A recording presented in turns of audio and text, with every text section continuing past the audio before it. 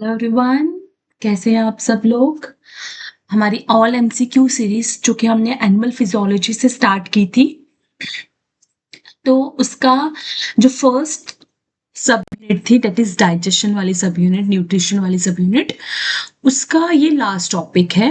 ठीक है, all MCQ series का, जिसमें हम feeding types, animal food composition, intracellular and extra cellular digestion के क्वेश्चंस जो हैं वो डिस्कस करेंगे। 40 क्वेश्चंस हैं जो कि हम डिस्कस करने वाले हैं। ठीक है, तो आप इसी तरह के क्वेश्चंस जो हैं इस टॉपिक्स में से आ सकते हैं। ठीक है, सो फर्स्ट क्वेश्चन देखते हैं। Feeding directly into gastro intestinal tract through a tube. तो ट्यूब फीडिंग जो होती है, ठीक है, मतलब आप माउथ से फीड नहीं कर रहे हो, ओरल फीडिंग नहीं कर रहे हो। ओरल फीड होती है जो कि आप माउथ से फीड करते हो। ठीक है, तो आप ओरल फीडिंग नहीं कर रहे हो। ठीक है, आप किससे फीड कर रहे हो? ट्यूब से फीड कर रहे हो। डायरेक्टली फूड को कहां पे डाल रहे हो? आपने गैस्ट्रो इंटेस्टाइनल ट्रैक्ट में डाल रहे हो। That is called as enteral feeding. उसे हम कहते हैं एंट्रल फीडिंग। ठीक है, that is known as enteral feeding और ट्यूब फीडिंग, जिसमें हम लोग डायरेक्टली फूड को, फ्लूइड को, ठीक है, डायरेक्टली कहां पे डालते हैं? गैस्ट्रो इंटेस्टाइनल ट्रैक्ट में डालते हैं। ठीक है, और अब पैरेंटरल फीडिंग होती है, जिसमें हम क्या करते हैं, हम लोग क्या करते हैं कि हम लोग गैस्ट्रो इंटेस्टाइनल ट्रैक्ट को बाईपास कर देते हैं। हम लोग गैस्ट्रो इंटेस्टाइनल ट्रैक्ट को बाईपास कर देते हैं, like intravenous feeding, intramuscular feeding, है ना। तो वो आपकी होती है पेरेंटरल फीडिंग। ठीक है, feeding by passing gastro intestinal tract, अभी मैंने बताया ना, इंट्रावेनस, इंट्रामस्कुलर या सबक्यूटेनियस, स्किन से। ठीक है, तो वो आपकी फीडिंग कौन सी होती है? That is called as parenteral feeding. ठीक है, nasogastric tube feeding. Nasogastric tube feeding किस टाइप की एग्जांपल है? तो ट्यूब फीडिंग है ना, tube feeding is enteral feeding. Nasogastric मतलब कि हम थ्रू नोज जो है, पाइप, एक ट्यूब डालेंगे। ठीक है, नोज से एक ट्यूब डालेंगे। ठीक है, और डायरेक्ट वो ट्यूब कहां पर जाएगी? आपके गैस्ट्रोइंटेस्टाइनल ट्रैक्ट में जाएगी। ठीक है, next, feeding method use in unconscious patient. जो लोग अनकॉन्शियस होते हैं, डायरेक्टली अपने माउथ से खाने को कंज्यूम नहीं कर सकते, तो उनमें हम ज्यादातर एंट्रल फीडिंग करते हैं। ठीक है, उनमें हम ज्यादातर एंट्रल फीडिंग करते हैं। ठीक है, total parental nutrition. Total parental nutrition जो है वो कैसे की जाती है? अभी मैंने बताया ना, पेरेंटल न्यूट्रिशन क्या होती है? जो आप इंट्रावेनस करते हो, इंट्रावेनस कर सकते हो या इंट्रामस्कुलर कर सकते हो या सबक्यूटेनियस कर सकते हो। ठीक है, रिस्क ऑफ एस्पिरेशन। सबसे पहले तो आपको पता होना चाहिए कि एस्पिरेशन क्या होता है। एस्पिरेशन होता है कि गलती से जो है, जो आपका खाना है ना, वो खाना गलती से खाना, या आपका लिक्विड जो है वो गलती से खाना या लिक्विड आपके लीवर में, लंग्स में चला जाता है। ठीक है, कहाँ पे चला जाता है? लंग्स में चला जाता है। तो ये लंग्स में जाने के चांसेस सबसे ज्यादा किस में रहते हैं? लंग्स में जाने के चांसेस जो है सबसे ज्यादा एंट्रल फीडिंग में रहते हैं, बिकॉज हम ट्यूब फीडिंग कर रहे हैं, हम ट्यूब्स को इंसर्ट कर रहे हैं, गैस्ट्रोइंटेस्टाइनल ट्रैक्ट में खाना जा रहा है। तो कई बार क्या हो जाता है, एसिड रिफ्लक्स हो जाता है, उसकी वजह से खाना आपके लंग्स में जा सकता है। ठीक है, seventh, enteral feeding through surgically created opening stomach. मतलब अगर हम जो ट्यूब है थ्रू स्टमक डालते हैं, नोज के थ्रू डालेंगे तो नेसोगैस्ट्रिक हो जाएगी, जेजनम के थ्रू डालेंगे तो जेजनो स्टोमी हो जाएगी। ठीक है, पेरेंटल अलग हो गया। तो स्टमक के थ्रू जो ट्यूब हम एंटर करते हैं that is called gastrostomy.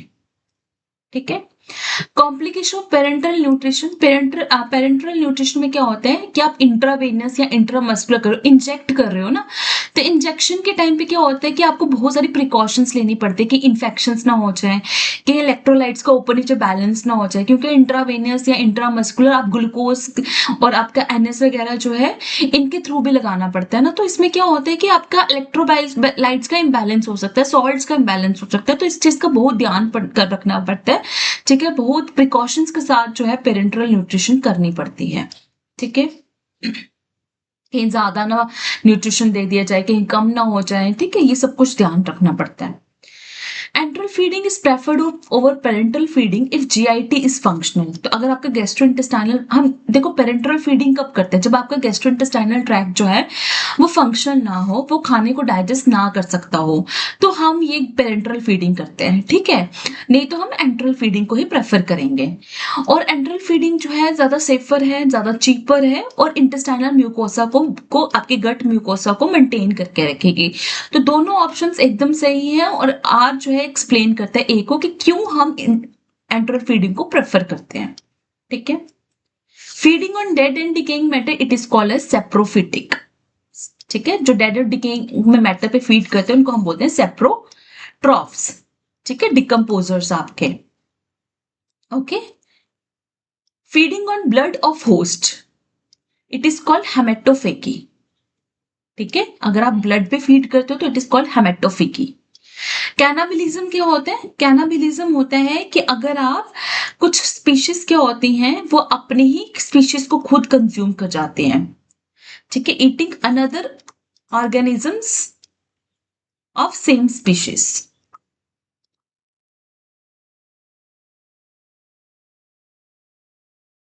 And coprophagy क्या होता है कि आप फीसिस को कंज्यूम करते हो, ठीक है। कुछ ऑर्गेनिजम्स होते हैं जो फीसिस को कंज्यूम करते हैं, और पैरासिटिज्म होता है किसी की बॉडी के अंदर या किसी की बॉडी के ऊपर रह के फीडिंग, जो अपने खाने को कंज्यूम किया जाता है, ठीक है। सो बेलिन व्हेल्स फीड बाय, जो इतने भी आपके एक्वेटिक ऑर्गेनिजम्स होते हैं ना, एक्वेटिक ऑर्गेनिजम्स मोस्टली क्या करते हैं, फिल्टर फीडिंग करते हैं, मोस्टली फिल्टर फीडिंग करते हैं, कि वो पानी से अपने छोटे छोटे एनिमल्स को फिल्टर करके उस पर फीड करते हैं, ठीक है। प्रीडेशन या स्कैवेंजिंग वगैरह कम होती है वहां पर, ठीक है। टर्माइट्स डाइजेस्ट करते हैं सेलुलोज, लकड़ी को खाते हैं ना टर्माइट, ठीक है। तो टर्माइट जो है डाइजेस्ट करता है सेलुलोज को बाय सिम्बियोटिक प्रोटोजोआ इन गट। उनके गट में ना एक सिम्बियोटिक प्रोटोजोआ होता है, टर्माइट्स के गट में ना सिम्बियोटिक प्रोटोजोआ होता है, ठीक है। वो प्रोटोजोआ की मदद से जो है वो मदद से टर्माइट्स जो है वो अपने सेलुलोज को डाइजेस्ट करते हैं। उनके पास सेलुलोज को डाइजेस्ट करने के लिए कोई एंजाइम्स नहीं होते हैं, ना ही उनके स्टमक में कोई एसिड होता है। बेसिकली उनका स्टमक जो है, जैसे हमारा स्टमक वेल डेवलप्ड है, एसिड प्रेजेंट होता है, वैसा कुछ नहीं होता, ठीक है। ना ही उनके पास कोई सेलिवरी एंजाइम्स होते हैं सेलुलोज को डाइजेस्ट करने के लिए, ठीक है। Rabbits re ingest soft faeces, soft faeces को इंजेस्ट कर रहे हैं टू ऑब्जॉर्ब न्यूट्रिएंट्स, इसको क्या बोलेंगे, कोप्रोफेगी, अभी बताया था ना ऊपर। फीडिंग ऑन फ्रूट्स, फ्रूट्स पे फीड करने वाले ऑर्गेनिज्म को हम बोलते हैं फ्रूगी वोरस, क्या बोलते हैं, फ्रूगी वोर्स, ठीक है। Birds of prey like eagles, ठीक है, वो क्या करते हैं, ये क्या करते हैं, फ्लैश को टेयर करते हैं, उस पे अपना शिकार करेंगे, ठीक है, और शिकार को पकड़ के उसको टेयर करेंगे, that is called as raptorial feeding, ठीक है, that is called as raptorial feeding.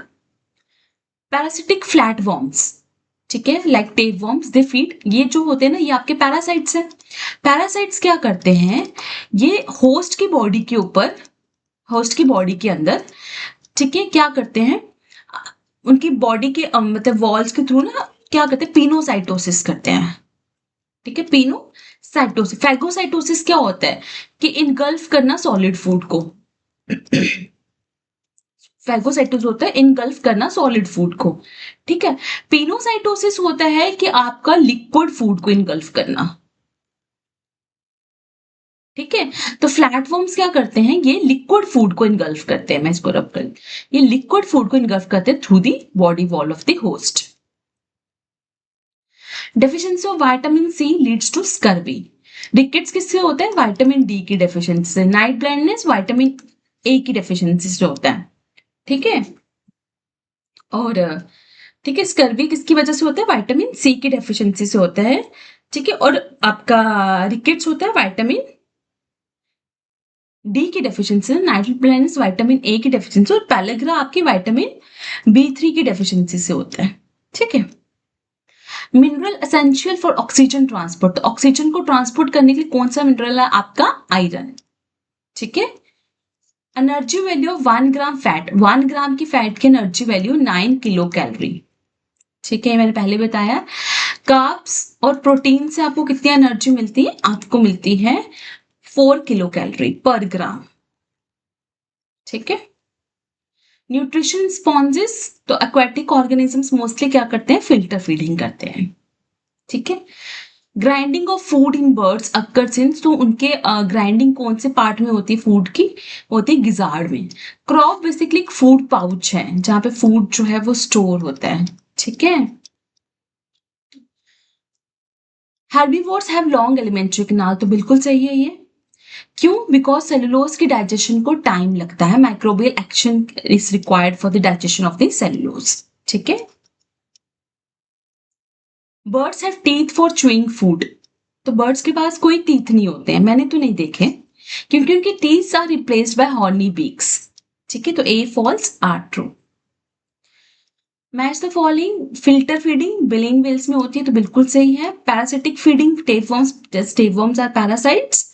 Mosquitoes suck करते हैं ब्लड को, और कॉकरोच फूड को च्यू करते हैं, तो ऑल आर करेक्ट। ठीक है। रैबिट्स आर कॉल्ड कॉप्रोफेगस, क्यों? बिकॉज वो री इंजेस्ट करते हैं स्मॉल सॉफ्ट फीकल पैलेट्स को, और उसमें से न्यूट्रिएंट्स को अब्सॉर्ब करते हैं। Ruffages are in animal food are characterized by, ruffages are characterized by high fiber and low energy.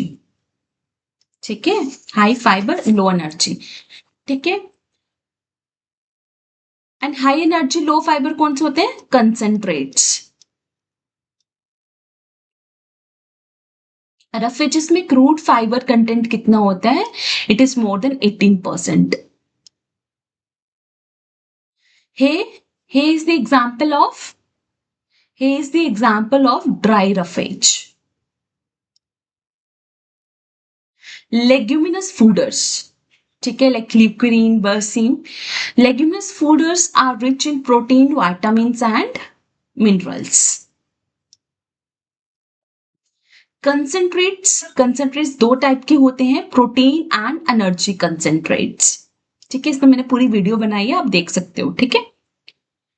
Roughages maintain normal human motility, because बिल्कुल सही है, रफेजेस हमें क्यों चाहिए होते हैं, ताकि आपकी जो आपके ह्यूमन की मोटिलिटी है वो मेंटेन रहे, क्योंकि रफेजेस जो है उसमें फाइबर बहुत ज्यादा होता है, और फाइबर्स क्या करते हैं, उस स्टिमुलेट करते हैं रूमिनेशन को, मोटिलिटी को स्टिमुलेट करते हैं, तो वो दोनों ऑप्शन जो है वो बिल्कुल सही है। ठीक है। Match the following, silage is example of fermented roughage, बिल्कुल सही है। Bran is example of concentrate, ठीक है। ल्यूक्रिन लेग्यूमिनस फूडर है, सॉर्गम नॉन लेग्यूमिनस फूडर है, तो सारे सही हैं आपके। ठीक है, इस तरह से क्वेश्चंस आ सकते हैं। Digestion inside the cell within food vacuoles, तो सेल के अंदर जो होती है उसको बोलते हैं इंट्रासेलुलर डाइजेशन, सेल के बाहर जो होती है वो होती है एक्स्ट्रा सेलुलर। इंट्रासेलुलर डाइजेशन सबसे पहले देखी गई थी प्रोटोजोन में, फिर स्पॉन्जिस में देखी गई थी, ठीक है, सिनिडेरिया में देखी गई थी। ठीक है। Which organism show both intracellular and extracellular digestion, तो हाइड्रा जो है दोनों तरह की डाइजेशन शो करता है। ओमीबा सिर्फ इंट्रासेलुलर दिखाता है। ठीक है।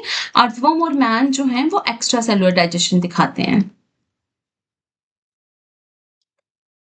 ठीक है। Lysosomal enzymes in intracellular digestion act like they are digestive enzyme, जो कि डाइजेशन में मदद करते हैं।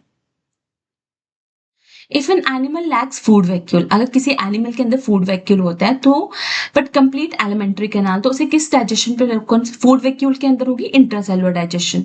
तो अगर फूड वैक्यूल्स नहीं है तो कौन सी डाइजेशन होगी, एक्स्ट्रासेलुलर डाइजेशन होगी। Hydra shows both intracellular and extracellular digestion, बिल्कुल सही है। पार्शियल डाइजेशन उनकी गैस्ट्रोवेस्कुलर कैविटी में होती है, ठीक है, और फिर कुछ डाइजेशन उनकी सेल्स के अंदर होती है। ठीक है, और जो कैविटी में होती है दैट इज इंट्रासेलुलर। ठीक है, सॉरी, जो कैविटी में होती है दैट इज एक्स्ट्रा सेलुलर। ठीक है, और जो सेल्स में होती है वो intracellular.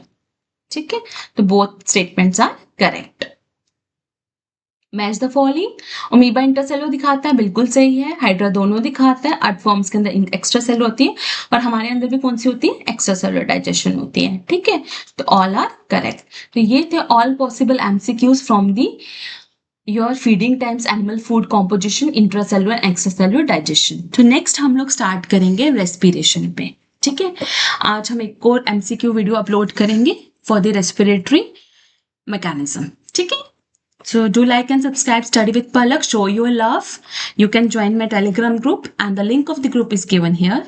Here you will get all the PDFs, class updates and MCQs. You can directly interact with me because I believe more we connect, easier the success becomes. So just one click and your search ends here.